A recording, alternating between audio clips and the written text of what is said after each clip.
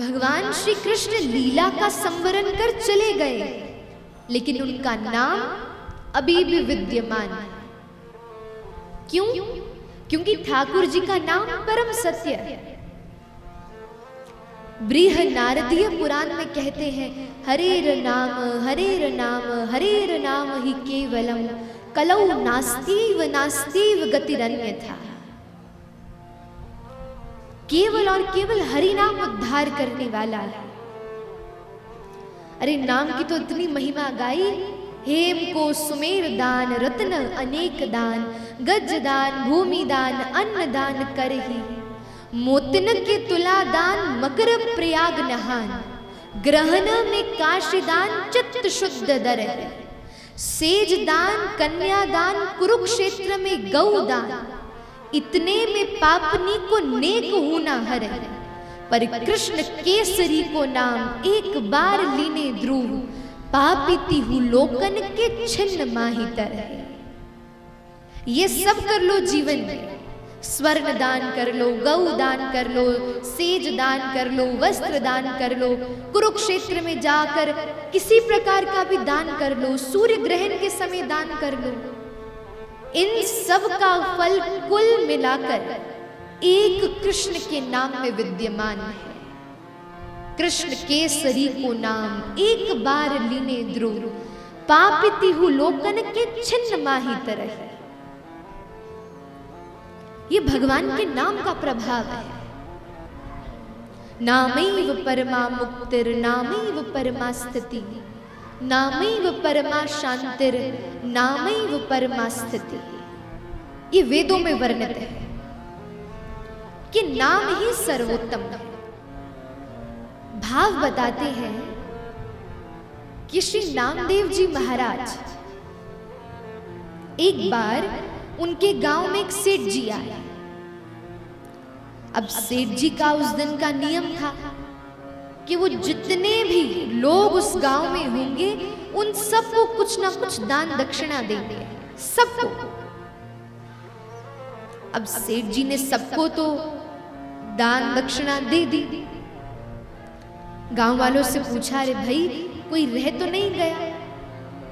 सबने कहा हाँ नामदेव जी रह गए। बोले अच्छा, अपने अनुयायियों को बोला कि जाओ जाकर उन्हें बुला कर लाओ। नामदेव जी के पास गए तो नामदेव जी भगवत स्मरण कर रहे थे कुटिया में बैठकर। जैसे ही आते हुए देखा तो उन सबने सहचरों ने कहा कि अरे नामदेव जी आपको हमारे सेठ जी पुकार रहे हैं। नामदेव जी बोले क्यों? बोले आपको कुछ दान दक्षिणा देनी है। बोले हमें नहीं चाहिए, हम आपको प्रणाम करते हैं, आप जाइए। बड़ा मनाया, चली, वो नहीं गए। दूसरी बार सेठ जी ने फिर भेजा, कह रहे उन्हें बुला कर लाओ। दूसरी बार भी नामदेव जी नहीं गए। तीसरी बार फिर भेजा। अब नामदेव जी बोले अरे देख तो आऊं कौन सेठ जी और इतनी याचना हमसे क्यों कर रहा है। तो सीधे नामदेव जी पहुंच गए। जैसे ही पहुंचे तो बढ़िया से स्वर्ण पड़े हैं, स्वर्ण की बड़ी बड़ी ईंटें पड़ी हैं, सामग्रियां पड़ी हैं। सेठ जी ने नामदेव जी को देखा, प्रणाम किया। बोले नामदेव जी आपको जो चाहिए आप ले लीजिए। ये मेरा संकल्प है कि मैं गांव में सबको कुछ ना कुछ दूंगा। नामदेव जी बोले अच्छा। बोले वैसे मैं तुमसे जो मांगूंगा वो तुम दे नहीं सकोगे। बोले अरे आपने मेरी संपदा देखी है? अरे ये तो कुछ भी नहीं। अंदर जाकर मेरी तिजोरी देखो, मेरी बैलगाड़ी देखो, स्वर्ण चांदी ये रत्न सब भरे पड़े। आप मांगिए जो मांगते। बोले ठीक है। बोले तराजू गाड़ो। एक छोटा सा तराजू गाड़ा गया। नामदेव जी ने बगल में तुलसी का वृक्ष था, उसे तोड़कर उस पर रा लिखा, केवल रा लिखा, अधिक भी नहीं लिखा। और तराजू के एक पलड़े पर वो पत्र रख दिया। जैसे ही पत्र रखा, बोले सेठ जी इसकी तुलना करके जितनी सामग्री बनती है हमें दे दो। सेठ जी जोर जोर से हंसने लगे। अरे ये पत्र मांगा भी तो क्या मांगा, अरे नामदेव जी इसे तो ये एक स्वर्ण की मुद्रा ही तोल देंगे। नामदेव जी बोले अच्छा रखो। जैसे ही रखा, सुई तुलसी पत्र का पलड़ा अभी भी भारी था। ले अच्छा हो सकता है कोई गड़बड़ी हो, अभी ईंट लेकर आता हूं एक स्वर्ण की। भीतर गए, ईंट लेकर आए और दूसरे पलड़े में रख दी। इतनी भारी ईंट थी, फिर भी वो तुलसी के पत्र का पलड़ा नीचे रहा। अब तो वो छोटा सा जो तराजू गाड़ा था वो तो भर गया। अब बड़ा तराजू मंगाया गया, धरती में गाड़ा गया। अब तो सारी संपदा निकाल निकाल कर वो सेठ जी भर रहे हैं, लेकिन फिर भी तुलसी के पत्र का पलड़ा अभी भी भारी है। नामदेव जी दूर खड़े मुस्कुरा रहे, बोले भरो, जितनी संपदा है देखो तो सही।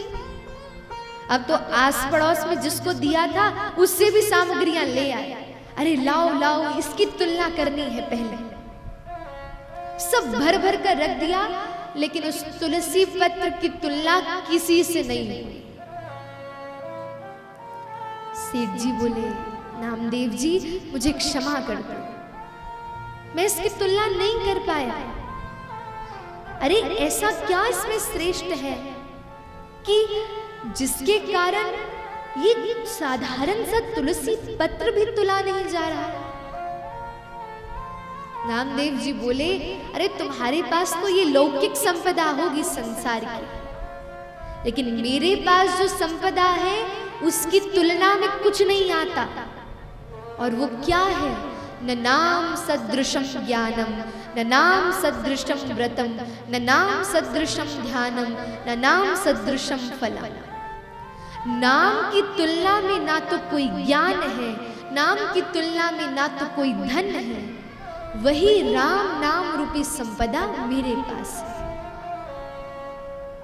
इसीलिए तो ठाकुर जी किसी के भी बुलाने पर नहीं जाते। किसके बुलाने पर जाते हैं? जिसके जीवन में नाम का आश्रय होता है।